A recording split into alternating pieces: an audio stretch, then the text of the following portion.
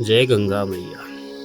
तो आइए सूर्य, चंद्र, आकाश और स्वर्ग के और समीप चलते हैं। माँ गंगा की जन्मभूमि देखते हैं गौमुख। गौमुख भारत के उत्तराखंड राज्य के उत्तरकाशी जिले में गंगोत्री हिमानी का अंतिम छोर है, जहाँ से भागीरथी नदी आरंभ होती है, जो गंगा नदी की एक प्रमुख स्रोत धारा है। 13,200 फुट पर स्थित यह एक पवित्र स्थल व तीर्थ है।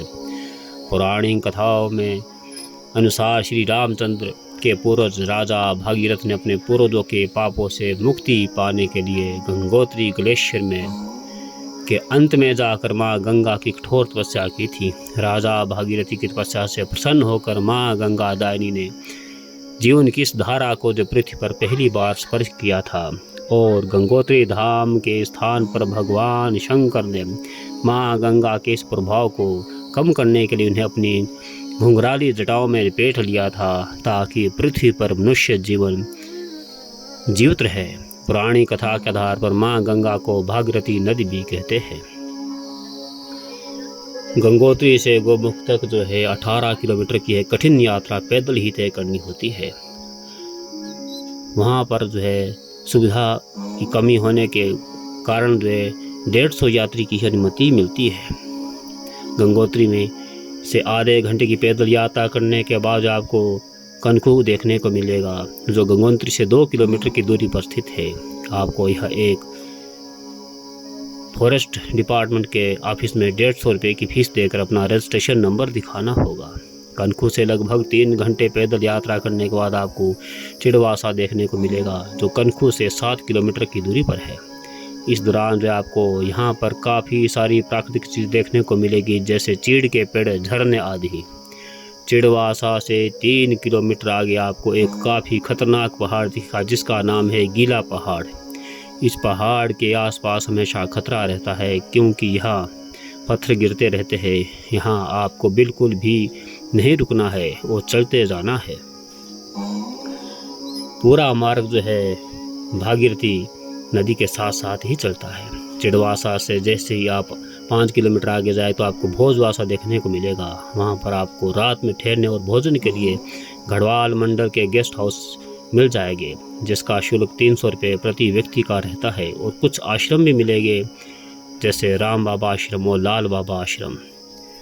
भोजवासा से 4 किलोमीटर की दूरी पर आपको गौमुख देखने को मिलेगा, जहाँ पर एक ग्लेशियर में जो है गाय के मुख का जो है आकार बना हुआ है। वहीं से जो है भागीरथी नदी या माँ गंगा का उद्गम होता है।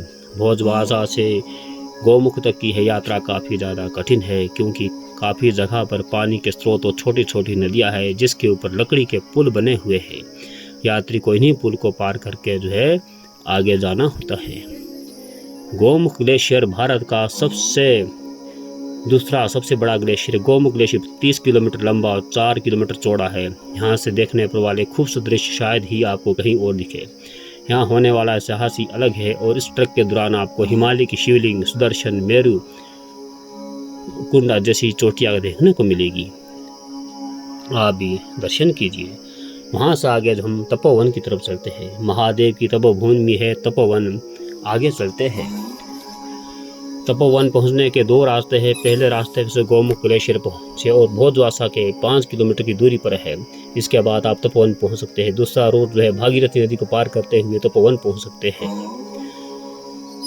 यहाँ पर जो है एक बहुत सुंदर शिवलिंग है।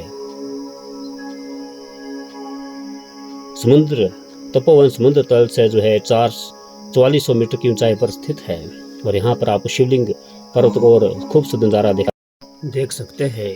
इसे माउंट शिवलिंग के नाम से जानते हैं। यहाँ पहुँचने पर जो है एक सीधा चौड़ा मैदान है, जहाँ ऋषि मुनि तपस्या करते नजर आते हैं, तभी इसे तपोवन कहते हैं। यहाँ आने पर स्वर्ग का आभास होता है। गंगोत्री से गौमुख मार्ग पर जो है गंगा, तुलसी, भोजपत्र बहुत मात्रा में मिलते हैं। यहाँ की स्मृति कभी भी मन मस्तक छेद नहीं जाती है। बहुत सुंदर स्थान है, बहुत ही प्यारा स्थान है। आप भी कभी गंगोत्री से गौमुख तपोवन की यात्रा अवश्य करें। यहाँ पर जो है यह शिवलिंग जो है तपोवन में स्थापित है, आप इसके दर्शन कीजिए।